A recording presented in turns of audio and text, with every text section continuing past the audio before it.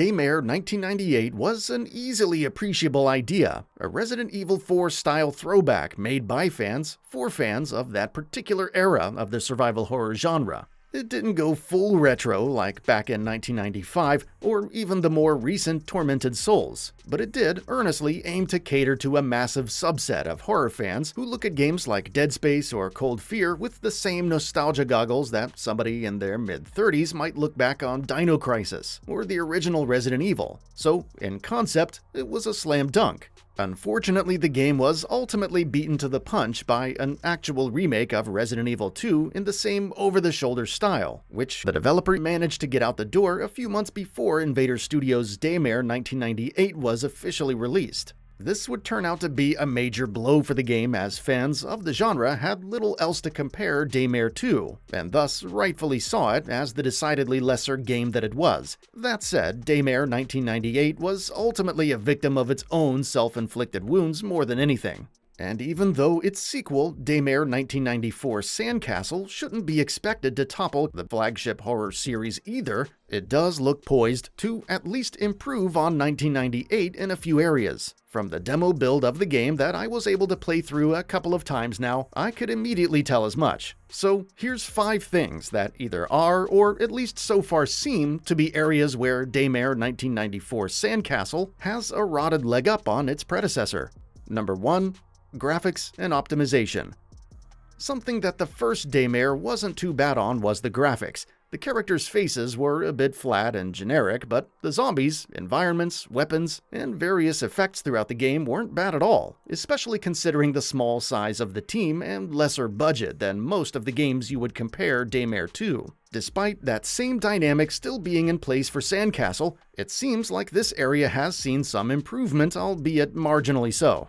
The small handful of environments that the demo takes you through all look about on par with other modern linear horror games, which is to say it looks about as good if not a tad better than Invader's 2019 outing. The biggest improvement is in our heroine's character model, namely her face, which looks far more natural and detailed than our protagonist from the last game. As the character is rather stoic, you don't really get to see her emote much or express much personality at all outside of a couple short moments. But if the larger game does decide to actually give us a main character worth caring about this time, it looks like they have all the potential to actually do so, with a protagonist that actually looks like a person instead of the plastic dolls of Daymare 1998, which were so aptly described as such by our reviewer of that game. While the zombies in 1994's demo aren't making anybody jump out of their seat with excitement or sit on the edge of it in fear, they do look like slightly more detailed versions of the already decent ones in the last game, which is another incremental but noticeable evolution. The freezing effect that this game encourages during combat looks cool, as do the animations of smashing their frozen faces in or blasting their limbs off.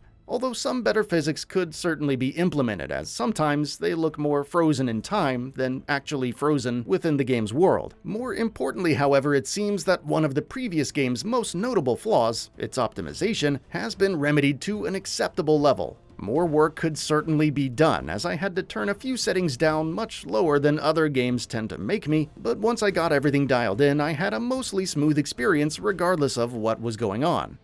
Number 2. Voice acting. Yeah, it works. Come on, Reyes, only one left to go.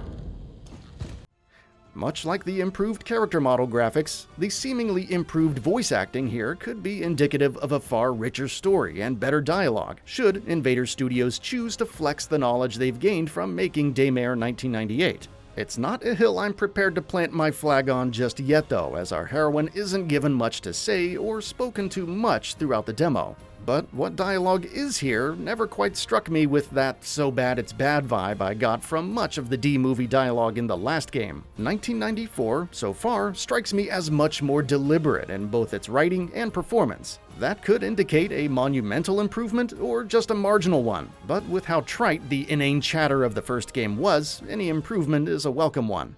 Number 3. Puzzles. Like everything else, the proof will be in the pudding on this one, but the few central puzzles featured in the 1994 demo were far more intuitive and interesting than anything I saw in the entirety of 1998.